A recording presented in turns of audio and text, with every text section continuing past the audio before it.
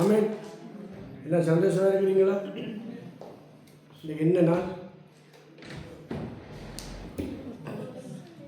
குருத்தோலை பால் Sunday, கல்ம Sunday. இன்றைக்கு என்ன நடந்ததுன்றால், ஆண்டவராக இயேசு கிறிஸ்து எருசலேமில் பிரவேசிக்கிறார். பிரவேசிக்கும் பொழுது அவர் ஒரு கழுதையில் வர்றார். என்னத்தில்? கழுதையில் துணியை விரித்து அதுக்கு மேலே ஆண்டவர் இருக்கிறார். அந்த கழுதை நடந்து வரும் பொழுது முன்னடப்பாரும் பின்னடப்பாரும் தங்களுடைய வஸ்திரங்களை விரித்து குருத்தோலை பிடிச்சு ஹோசான்னா ஹோசான்னா உன்னதத்தில் இருக்கிற தேவனுக்கு மகிமை என்று சொல்லி பாடுகிறார்கள். அதான் இந்த நாளில் நாங்கள் தியானிக்க வந்திருக்கிறோம். என்னுடைய செய்தி என்னவென்றால், மகிழ்ந்து களிகூர். அல்லேலூயா. அது எழுதியிருக்கேன், இங்கிலீஷ் பைபிள் எழுதியிருக்கேன். அதான் வாட்சி பார்த்து நானும் அதை எடுத்துன்னு வந்தேன். Rejoice greatly a daughter of Zion, daughter of Jerusalem இருக்கு. நாங்கள் தான் சியோன் குமாரத்தையும், நாங்கள் தான் நியூ ஜெருசலேம். அல்லேலூயா. நாங்கள் தான் தேவனுடைய ஜனங்கள். அல்லேலூயா. அப்போ அன்றைக்கு 2026 ஆண்டுக்கு முன்பு ஆண்டவர் வந்து எருசலேமில் பிரவேசிக்கும் பொழுது அவருடைய பிரவேசத்தை குறித்து சகரியா 9ஆம் அதிகாரம் 9ஆம் வசனத்தில் சகரியா ஒரு தரிசனமாக பார்க்கிறார். ஆண்டவர் எப்படி வருகிறார் வாசிக்க. சகரியா 9:9. சீயோன் குமாரத்தியே மிகவும் களிகூரு, எருசலேம் குமாரத்தியே கெம்பீரி. இதோ உன் ராஜா உன்னிடத்தில் வருகிறார். அவர் நீதியுள்ளவரும் இரட்சிக்கிறவரும் தாழ்மையுள்ளவரும் கழுதை குட்டியாகிய மரியின் மேல் மேறி வருகிறவருமாய் இருக்கிறார். ஆமென். அப்போ அவர் சகரியா பார்க்கிறார். ஆண்டவராக இயேசு கிறிஸ்து எப்படி வருகிறாராம்? எப்படி வருகிறாராம்? நீதி உள்ளவரும் ரட்சிக்கிறவரும் தாழ்மை உள்ளவருமாய் வருகிறார். எப்படி? கழுதையின் மேல் வருகிறார். அல்லேலூயா. அப்போ ஆண்டவர் அன்றைக்கு பிரவேசிக்கும் பொழுது அங்கே இருந்த ஜனங்கள் எல்லாம் மகிழ்ந்து ஹோசான்னான்னு பாடினாங்க. ஹோசான்னா என்றால் எங்களை இப்பொழுதே விடுதலை செய்யும். என்னவா? இப்பொழுதே என்னை விடுதலை செய்யும் எங்களை. ஏனென்றால் அன்றைக்கு யார் ஆட்சி செய்தது? ரோமர்கள். ரோமருடைய ஆட்சிக்குள்ளே இருந்தது. அப்போ நாங்கள் என்னென்ன பார்க்குறோம் என்றால், ஆண்டவராக இயேசு கிறிஸ்து வரும் பொழுது அவரை வரவேற்று அவருக்குள்ள மகிழ்ந்து களிகூர்ந்த ஜனங்கள், அதே ஜனங்கள் தான் இவரை சிலுவையில் அடியும்னு சொன்னார். அல்லேலூயா. அப்போ மனிதனுக்கும் இறைவனுக்கும் உள்ள வித்தியாசம் தான், மனிதன் அடிக்கடி மாறுவான். ஆனால் தேவன், அவர் வேதம் சொல்லுது, இயேசு கிறிஸ்து நேற்றும் இன்றும் என்றும் மாறாதவராக இருக்கிறார். அப்போ 2026 ஆண்டுக்கு முன்பு இயேசு கிறிஸ்து எப்படி இருந்தாரோ அப்படி தான் இப்போ இருக்கிறார். ஆனால் நாங்கள் மாறுவோம். இந்த நாட்டுக்கு வரும்பொழுது நான் எப்படி இருந்தேனோ என்னுடைய வாழ்க்கை மாறும், என்னுடைய பேச்சு மாறும், என்னுடைய செய்கை மாறும். ஆனால் வேதம் சொல்லுது, இயேசு கிறிஸ்து நேற்றும் என்றும் மாறாதவர். என்னென்றால் அவர் வந்து நம்மை ரட்சிக்கிறவர். என்ன செய்கிறவரா? அவர் நீதி உள்ளவர். அவரா நீதி உள்ளவர். அவர் தாழ்மை உள்ளவர். அல்லேலூயா. அவருக்கு என்ன பேர்? சாரோனின் ரோஜாவும் லீலி புஷ்பமும் ஆனவர். நான் தாழ்மையும் மனத்தாழ்மையும் என்ன எப்படி இருக்கேன்னா, நான் மனத்தாழ்மையுமா இருக்கிறேன். எப்படி? மனத்தாழ்மை என்றால் என்ன? தாழ்மை வர மனத்தாழ்மை வர. நான் ஒரு ஆளுக்கு முன்னால் ஆக்ட் பண்ணுவோம் என்ன. ஆனால் அவர் வந்து மனத்தாழ்மை, உண்மையான மனதிலே அவர் தாழ்மை உள்ளவராக இருக்கிறார். என்றால் அவரால் நம்மை படைத்தவர். அப்போ நாங்கள் இன்றைக்கி ஜெருசலேம், புதிய எருசலேமும் நாங்கள் வந்து அவருடைய சியோன் குமாரத்திகளும். அல்லேலூயா. அப்போ சகரியா சொல்கிறார் என்னென்றால், சியோன் குமாரத்தியே மிகவும் களிகூறு. என்ன? ரிஜாய்ஸ் கிரேட்லி என்றால் என்ன செய்யாம? நீ மிகவும் மிகவும் களிகூறு. அல்லேலூயா. அவள் களிகூறும் பொழுது நாங்கள் என்ன செய்கிறோம்? ஒரு பாடி துதித்து, அன்றைக்கு என்ன பாட்டு பாடினாங்களோ, என்ன ராகத்தில் பாடினாலும் தெரியா, ஹோசன்னா இந்த பாடினாங்க. அல்லேலூயா. அப்போ நாங்களே அவரை பாடி துதித்து அவர் என்ன செய்யப்படுமாம்? எங்கள் மத்தியிலே கொண்டு வந்து, எங்கள் இருதயத்திலே கொண்டு வந்து நாங்கள் மகிழ்ந்து களிகூறப்படும். கண்களை மூடி நாங்கள் ஜெபம் பண்ணுவோம். அல்லேலூயா. உம்மை நான் துதிக்கின்றேன், உள்ளத்தால் போற்றுகின்றேன், என்னை மீட்ட ரட்சகரே, என்றென்றும் வாழ்த்திடுவேன். ஆராதனை ஆராதனை ஆராதனை ஆராதனை அன்பர் இயேசுவுக்கே, என் அன்பர் இயேசுவுக்கே. உம்மை நான் துதிக்கின்றேன், உள்ளத்தால் போற்றுகின்றேன். சத்தியத்தை கொடுத்த என் தெய்வமே, சத்துருவை வெல்வேன் உம்பலத்தால். சத்தியத்தை கொடுத்த என் தெய்வமே, சத்துருவை வெல்வேன் உம்பலத்தால். சாபங்கள் தீட்டி என்னை விட்டு உன் சாயலால் என்னை மாற்றிடவே. சாபங்கள் தீட்டி என்னை விட்டு உன் சாயலால் என்னை மாற்றிடவே. ஆராதனை ஆராதனை ஆராதனை ஆராதனை அன்பர் இயேசுவுக்கே. ஆமாண்டவரே, எங்களுடைய சாபங்களை நீக்கி எங்களை சத்தியத்துக்குள்ளே வழிநடத்தி சீயோன் குமாரத்தி என்றும் எருசலேம் என்றும் புதிய எருசலேம் என்றும் எங்களை ஆண்டவரை கர்த்தாவை எங்களை காண்கிறவராய் இருக்கிறபடியால் இந்த நாளிலே ஆண்டவரே, இந்த குருத்தோலை ஞாயிறு எல்லாரும் தியானிக்கிற வேளையில் நாங்களும் இந்த நாளை தியானிக்கிறோம். எருசலேமிலே பவனி வந்தவரே, உம்மை துதித்து பாடும் பொழுது ஆண்டவரே கர்த்தாவே, சிறியவர்கள், குழந்தைகள், பாலகர்கள் எல்லாரும் உம்மை துதித்த பொழுது கர்த்தாவே, ஐயா சீசர்கள் அதட்டின பொழுது ஆண்டவரே இந்த கல்லுகள் துதிக்கும். அவர்கள் துதிக்கவில்லை என்றால் இந்த கல்லுகள் துதிக்கும் என்று சொல்லி அடக்கி சிறுவர்கள், பாலகர்கள், குழந்தைகளுடைய வாயினால் மகிமைப்பட்டபடியினால நாங்களும் இப்பொழுது எங்களை ரட்சித்து உடைய திருச்சபையிலே சேர்த்த பிள்ளைகளாய் உமக்கு முன்பாய் நாங்கள் வந்திருக்கிறோம். எங்களை பொறுப்படுங்கள், வழிநடத்துங்கள். நாங்கள் பாடுகிற பாடல்கள், துதிகள், ஜெபங்கள், வாசிக்கிற வேத பகுதியெல்லாம் எங்களுடைய இருதயத்துக்குள்ளே கர்த்தரை வாழ்த்தும்படியாய், கர்த்தரை மேன்மைப்படுத்தும்படியாய், இயேசுவுக்குள்ளே களி கூறும்படியாய் உதவி செய்யும்படியாய் செபிக்கிறோம். கேட்கிற பிள்ளைகளை ஆசீர்வதியும், பலவீனங்களை நீக்கும், பலப்படுத்தும். இயேசுவின் நாமத்தில் பிதாவே, அல்லேலூயா. ஆண்டவர் வருகிறார் அந்த பகுதிக்குள்ள. சனமெல்லாம் அவரை பாடி துதிக்குது. ஆனால் அவருடைய நோக்கம், அவருடைய கண்கள் எல்லாம் எப்படி இருந்துச்சாம்?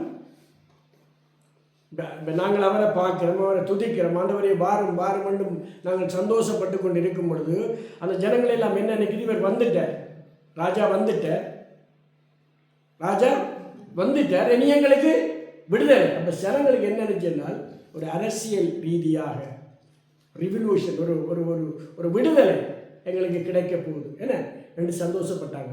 ஆனால் ஆண்டவர் அந்த ரோமர்களிடத்திலிருந்து விடுதலை கொடுப்பதற்காக ஆண்டவர் பெரியல என்னதுக்கு வந்தாராம்? நித்தியமான விடுதலைக்காண்டி. அல்லேலூயா. அதனால அவருக்கு ரட்சகர் என்று பேர். அப்ப ரட்சகர் என்ன செய்தாராம்? பாவத்தை ரட்சித்து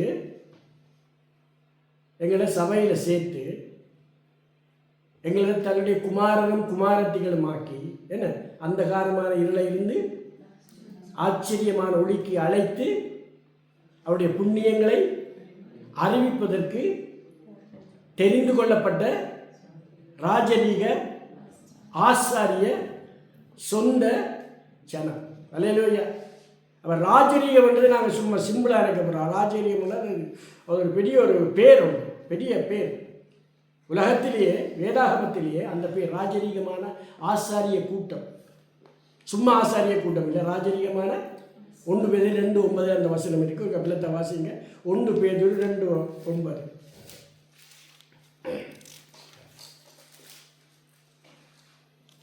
கர்த்தர் தேவபக்தி உள்ளவர்களே. 2 பேதுரு 1:9. 2:9.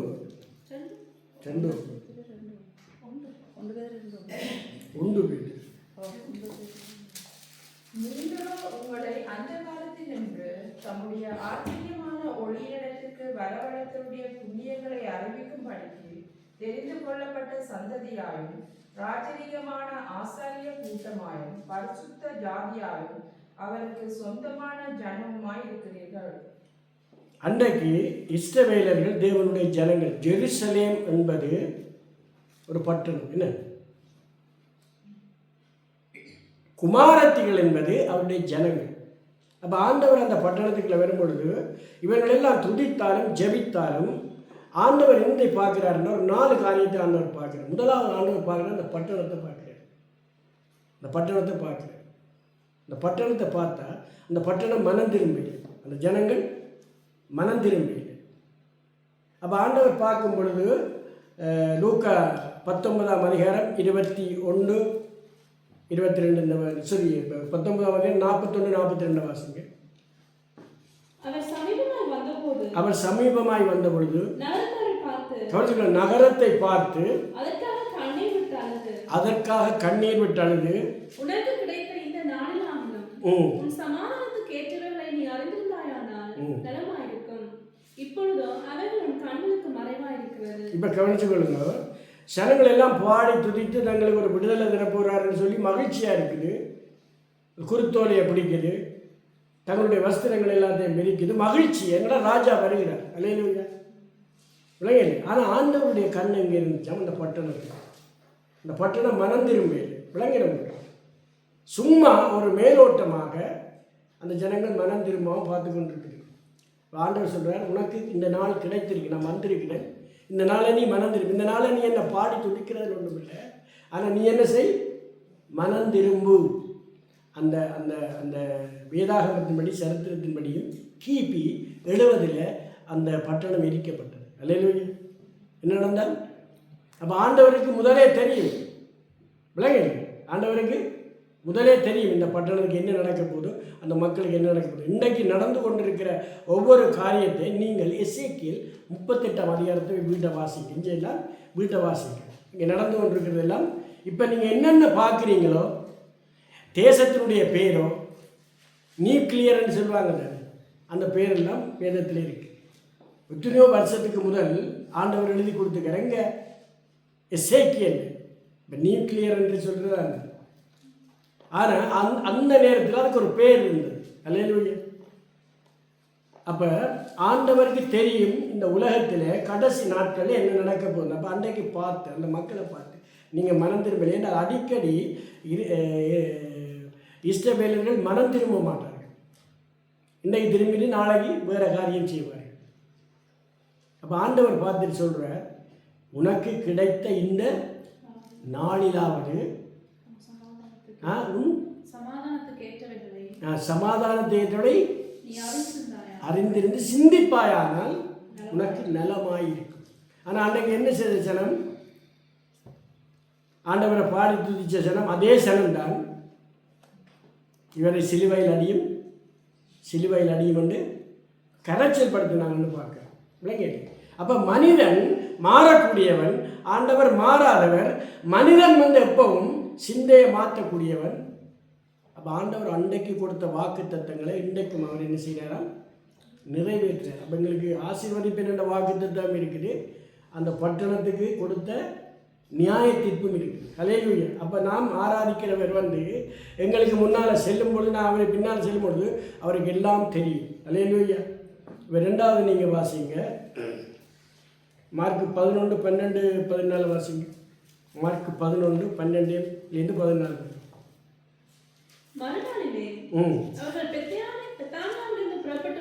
பெத்தானியாவிலிருந்து புறப்பட்டு வருகையில் மறுநாள் என்றால் என்ன, முதல் நாள் இந்த சம்பவம் நடக்குது என்ன, அடுத்த நாள் எங்க வாராரா வாசிங்க.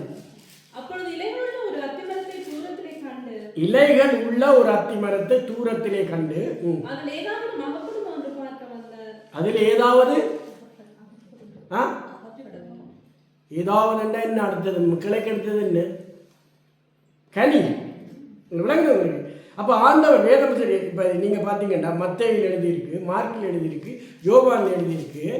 இந்த பகுதியில் பார்க்க சில பகுதிகளில் தெளிவாக எழுதியிருக்கு. உங்களுக்கு விளங்குது, சில பகுதிகளில் தெளிவாக எழுதியிருக்கு. அப்போ ஆண்டவர் அந்த அத்திமரத்தை பார்க்கிறார்.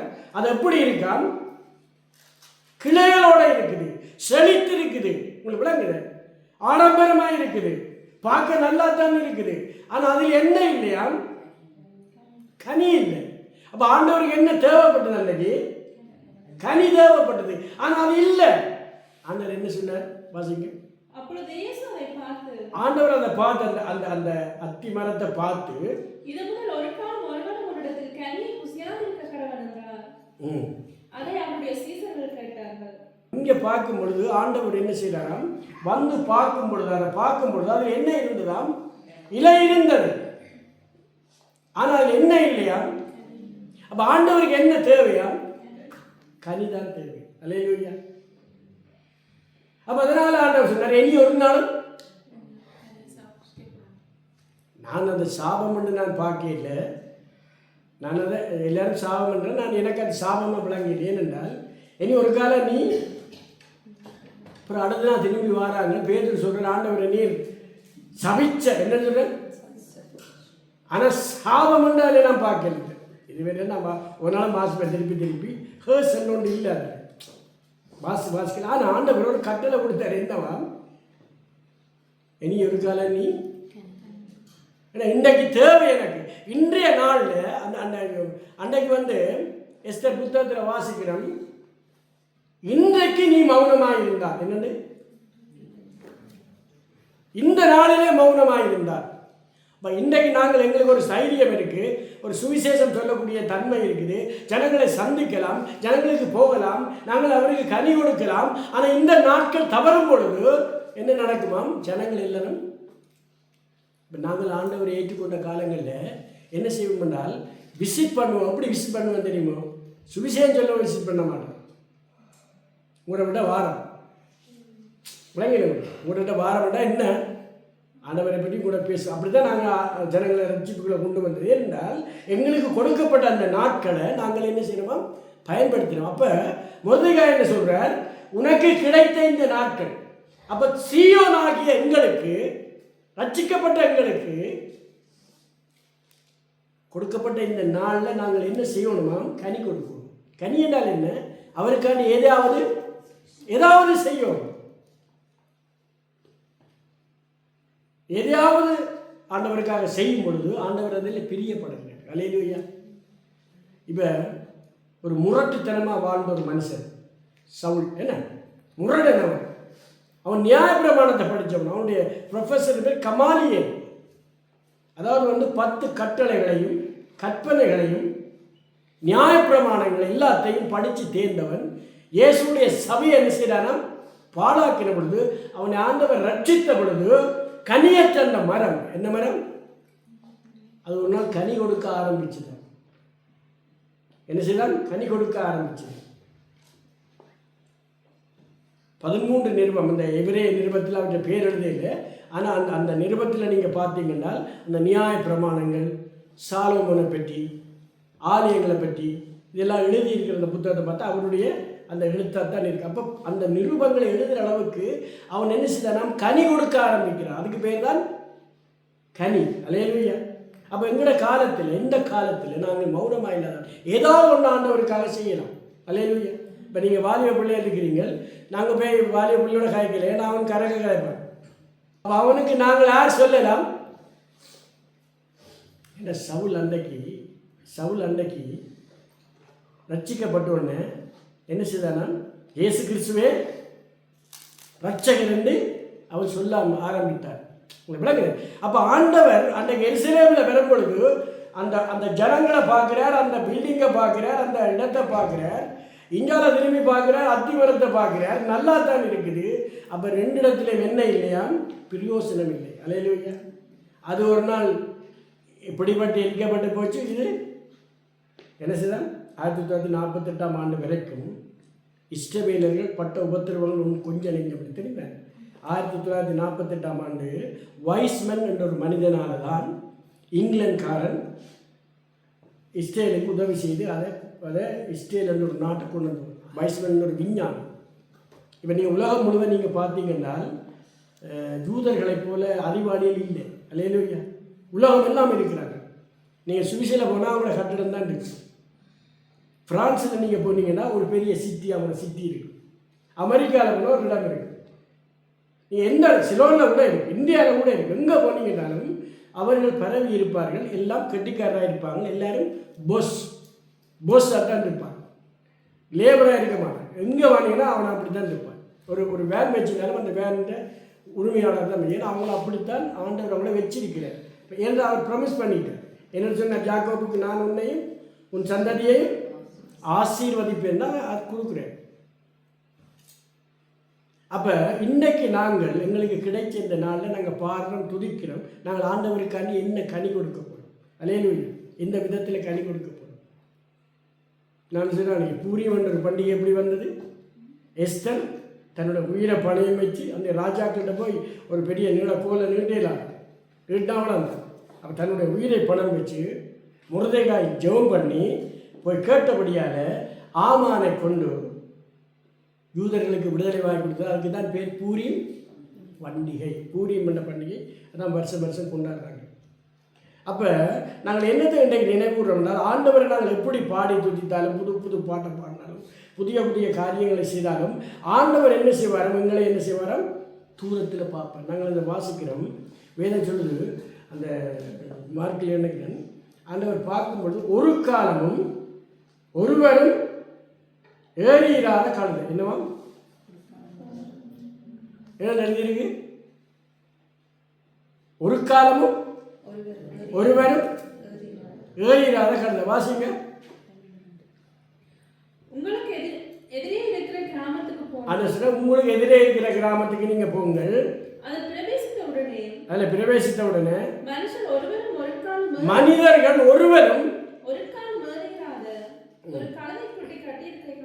அன்றைக்கு பலஸ்தீனத்தில் குதிரையை மாதிரி கழுதைக்கு மரியாதை இருக்கலாம்.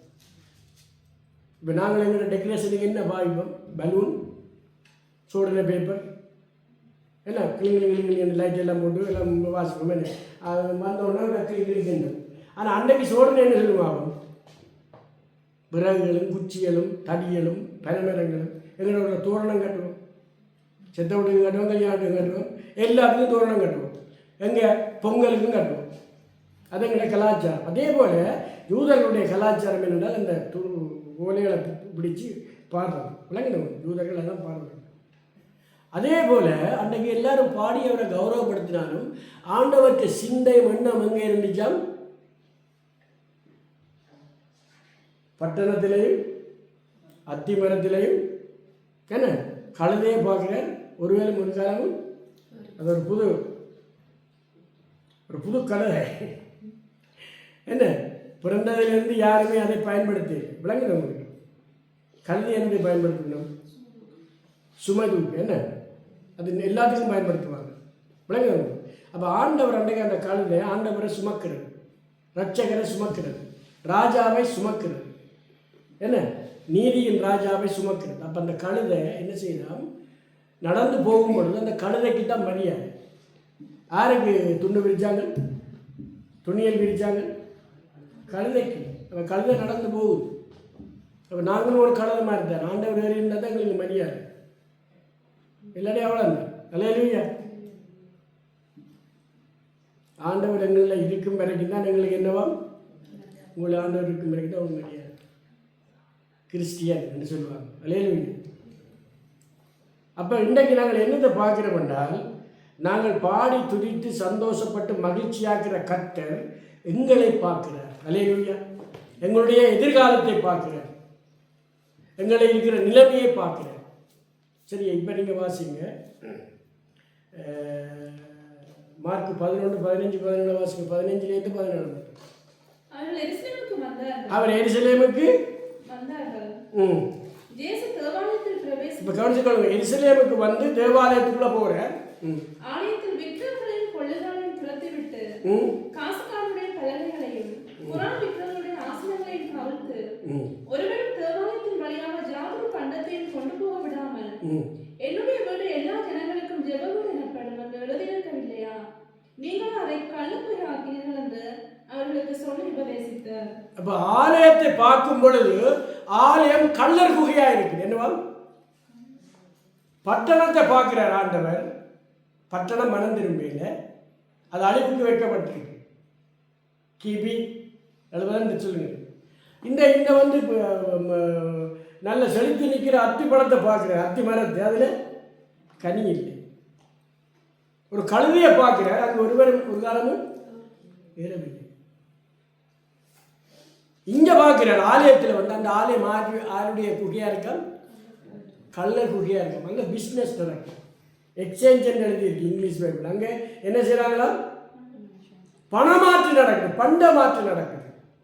நான் உங்களுக்கு முந்தி சொன்னேன் என்ன ஏன் அதில் ஆண்டவர் அடித்தாருந்தால், இப்போ உதாரணத்துக்கு பலிப்பொருளை கொண்டு வந்து வீட்டில் வந்து ஒரு பலிப்பொருளை வளர்ப்பாங்க.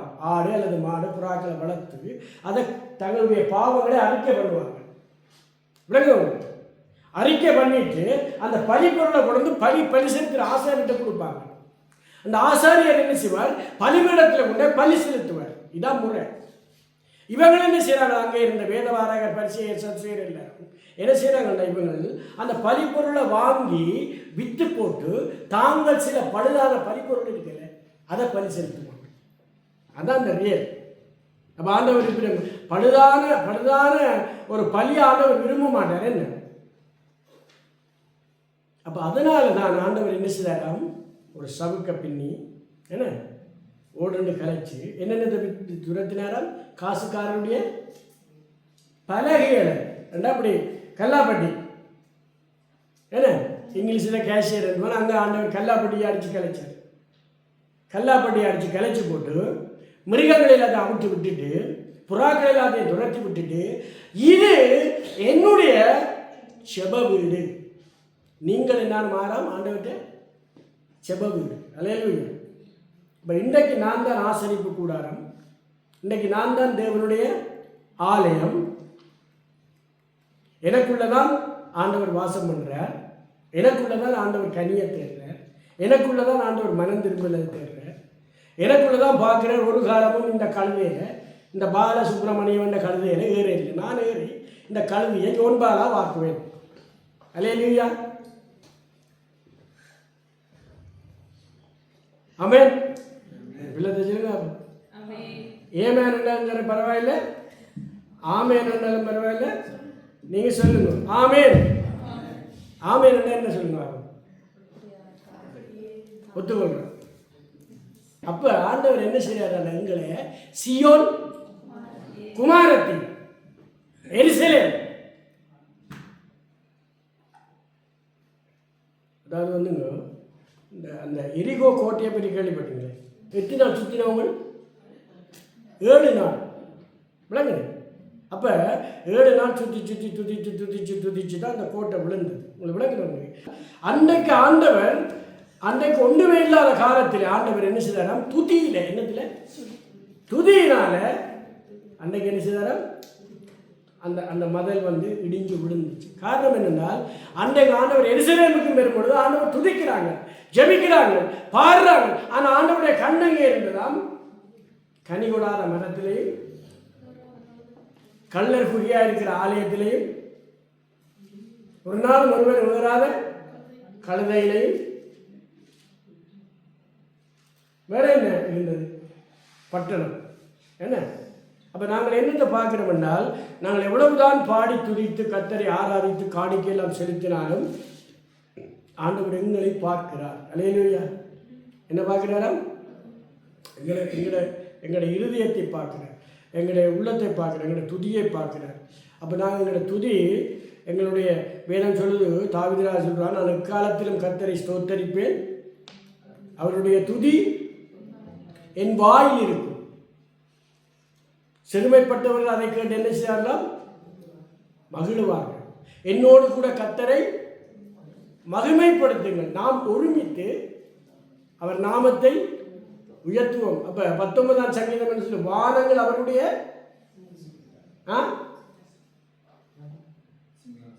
வானங்கள் அவருடைய மகிமையை, ஆகாய விரிவு. அப்ப வானங்கள் பூமிகள் எல்லாம் அவரை துதிக்குது, சூரிய சந்திர நட்சத்திரம் எல்லாம் துதிக்குது. அப்போ அந்த இயற்கை அவர் படைச்செல்லாம் துதிக்கும் பொழுது, நாங்கள் வந்து துதிக்கும் பொழுது, ஜெபிக்கும் பொழுது ஆண்டவர் என்ன செய்கிறாராம், எங்களுடைய இருதயத்தை பார்க்கிறார். அப்போ இந்த காலத்தில் நாங்கள் ஏதாவது அவருக்கு கொடுக்கணுமென்ற ஒரு கனி கொடுக்குற வாழ்க்கையை கர்த்தர் எங்களிடத்தில் எதிர்பார்க்கிறார். சரியா, நீங்கள் அதை படித்து நீங்கள் அறிஞ்சு கொண்டு என்ன செய்யணுமா, உங்களுக்கு தெரிந்தவர்களுக்கு நீங்கள் சொல்லும் பொழுது உங்களுடைய ஆண்டவர் கனியை பார்க்கிறார். சரி, இன்றைக்கு நான் ஆண்டவரே இனிமேல் நாங்கள் உமக்காக வாழ்வோம் என்று மனம் திரும்பும் பொழுது கர்த்தர் எனக்கு ஒரு பாதுகாப்பை கொடுக்கிறார். தேவன் நமக்கு அடைக்கலமும் பெலனும் ஆபத்து காலத்தில் அனுகூலமான துணையுமாய் இருக்கிறார். அல்லேலூயா. அப்போ நான் என்ன சொல்லணுமா, இன்றைக்கு கிடைத்த நாட்களில் நாங்கள் என்ன சொல்லுவோம், ஆண்டவருக்காக எதையாவது செய்வோம். கடைசி ஜெபமாவது செய்வோம்.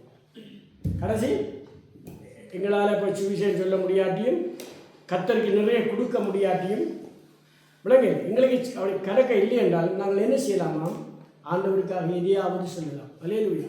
எதையாவது செய்யலாம். ஏதாவது ஒரு காரியத்தை நாங்கள் ஆண்டவருக்கு செய்து ஆண்டவரை மகிமைப்படுத்தலாம். விளங்க.